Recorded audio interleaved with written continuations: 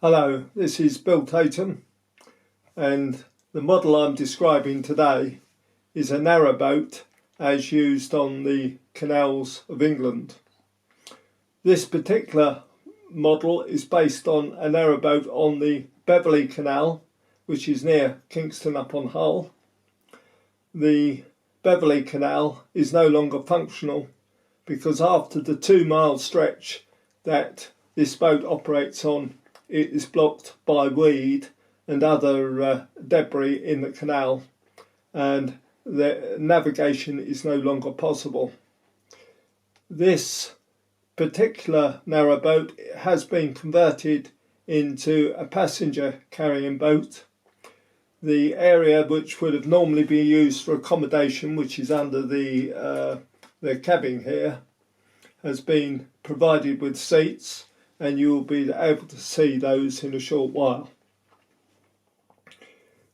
Starting with the bows, which my hand is in front of now, that was quite a difficult part of the construction because within the Meccano set there is no particular part which makes it very easy to model the bows. You have to fiddle about a bit until you feel that you have the right structure, and I think I've achieved a good compromise with the shape I have here, and I managed to get a good width for building the rest of the model.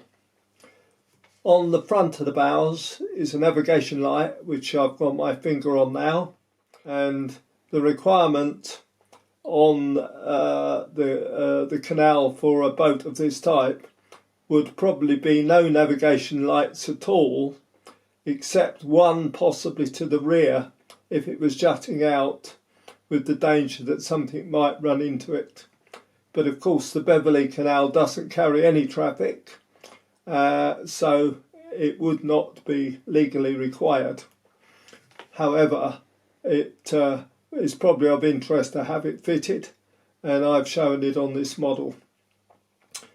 Coming backwards, there is an area of deck where passengers would board the narrowboat, and there would be a ramp provided which would run down the side, and they would be able to cross and get onto the narrowboat.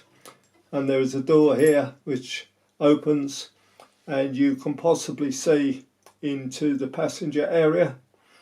The passengers would enter and fill up the bench seats which are along both sides of the cabin. Once the cabin is full and the boat is ready to go, an alarm to indicate that they're about to move would be sounded by the bell which is hanging here on the side of the cabin. The bell would also be used in the event of an emergency should someone fall overboard. That would be unlikely for passengers, but of course a crew member could fall off, and the bell would be rung, and I think it would be 6 strokes to indicate an emergency, and probably only the crew would know this code, but that would mean that they should stop immediately. Originally, these narrowboats would have been pulled by horses, but the boat at Beverley, I believe, is run by a diesel engine. I haven't provided any engine at all, as we can't use it on any water for obvious reasons. But it's of interest to see how things have changed with technology and time. The cabin roof is highly coloured, and this was a feature of narrowboats, so we very often painted all different colours.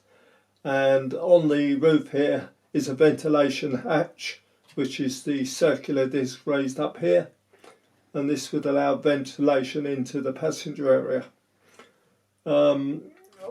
The sides of the boat have been removed. There would have been blanked out sides, which again would have been very colourful, but they've been removed, and windows have been provided all the way along the side, on both sides, so that the passengers can view the surrounding countryside and the wildlife. The wildlife is a great feature of the canal, and at Beverley the narrowboat runs over a 2-mile stretch, so there's plenty of opportunity. Having reached the other end, of course, it returns to its original mooring point, and that is the end of the passenger ride. On each side of the cab there is a walkway along, which is along the sides here, and although passengers would not be encouraged to use it, and probably wouldn't be allowed to, under normal circumstances the crew would, and they can pass from one end of the boat to the other, so that should the need arise they can be either at one end or the other for emergencies or any other reason that might arise. The narrowboat has now been turned around and you're viewing it from the stern, and this is the door that is at the other end of the boat, which provides an escape route for passengers should the need arise, so they can exit the cabin from either end.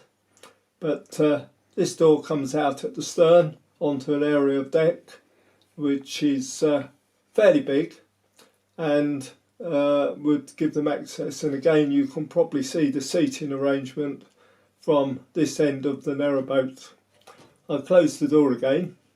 There's no bell provided at this end, but the diesel engine would be located somewhere near this end, and propulsion would be provided for moving the narrowboat along the canal. There would be someone here to steer the boat, and this long handle, which is connected to the rudder, would be used to turn the rudder. The rudder can be seen here, and if I turn the handle you can see that you can trim the rudder to any position so that you have fairly accurate steering of the narrowboat. The area at the stern is slightly narrower than the main boat, and this was done to accommodate the engines and the design of the rear of the boat, where I have provided a curved stern which would be in keeping with what you would see on a normal boat.